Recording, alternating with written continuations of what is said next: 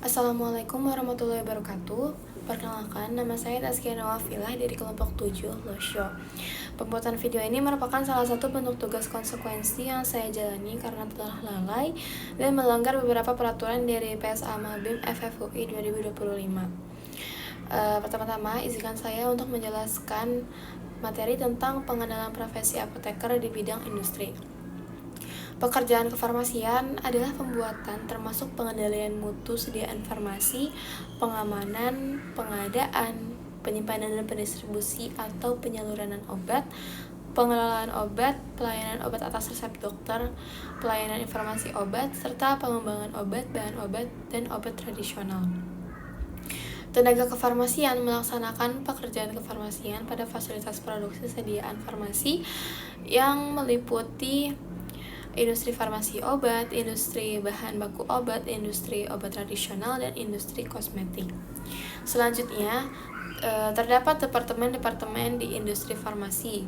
Yang pertama itu ada departemen produksi.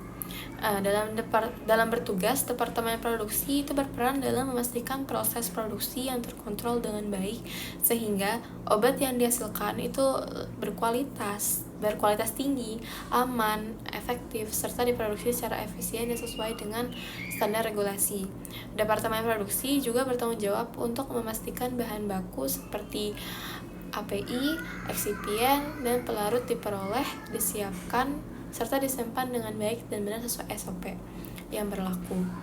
Pihak produksi juga bertanggung jawab untuk memeriksa kualitas bahan, proses produksi, serta peralatan produksi sebelum ataupun setelah digunakan, baik secara mandiri atau bekerja sama dengan departemen lainnya.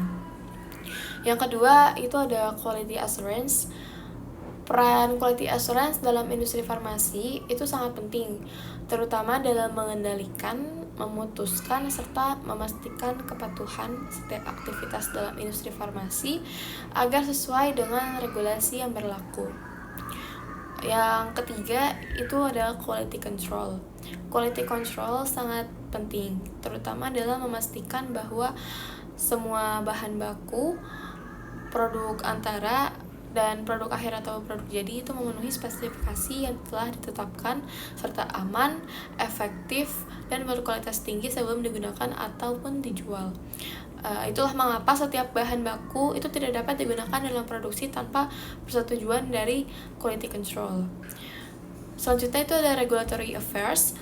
Regulatory affairs itu memiliki peran dalam berkomunikasi dengan otoritas seperti BPOM di Indonesia, FDA di Amerika, EMA di Eropa, dan lainnya, untuk memastikan bahwa semua produk farmasi itu dikembangkan dan diproduksi dan dipasarkan sesuai dengan standar hukum dan regulasi yang berlaku.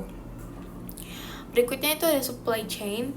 Supply chain ini bertanggung jawab terutama dalam mengalirkan bahan dan produk, mulai dari pengadaan bahan baku, manajemen persediaan, perencanaan dan penjadwalan produksi, penyimpanan dan pergudangan, distribusi dan logistik, hingga manajemen risiko dan perencanaan kontinuitas merupakan tanggung jawab dari supply chain.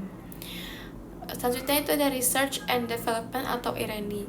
R&D itu dikenal juga sebagai pusat inovasi untuk industri farmasi dan biofarmasi yang bertugas menemukan, merancang, mengembangkan, serta mengoptimalkan obat-obatan dan formulasi baru untuk industri farmasi. Bisa dibilang departemen ini memiliki tugas pokok dan fungsi yang kurang lebih layaknya sama seperti peneliti di universitas atau pusat penelitian, dengan sedikit perbedaan di mana hasil penelitian dari R&D itu digunakan untuk keperluan pengembangan industri farmasi atau biofarmasi tempat mereka bekerja. Selain itu, hasil penelitian dari R&D tidak semuanya dipublikasikan karena untuk melindungi rahasia perusahaan. Selanjutnya itu ada Departemen Engineering and Maintenance dan Departemen Environmental and Health Safety. Nah, tadi kan ada Research and Development. Yang dilakukan di Research and Development itu juga ada product formulation, raw material, scientist, terus ada proses development engineer. Skills yang dibutuhkan itu ada analytical skills, chemical structures, formulation, communication, dan skill lainnya. Sekian pemaparan materi resum pengenalan profesi apoteker di bidang industri dari saya. Mohon maaf apabila ada kesalahan kata. Terima kasih atas perhatiannya. Wassalamualaikum warahmatullahi wabarakatuh.